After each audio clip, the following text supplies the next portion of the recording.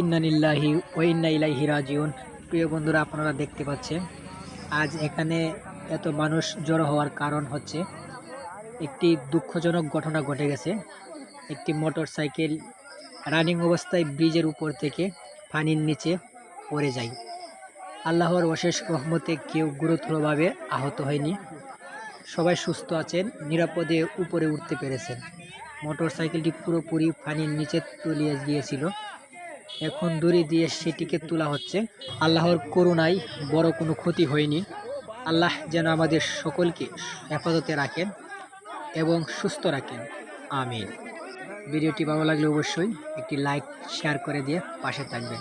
ধন্যবাদ সকলকে।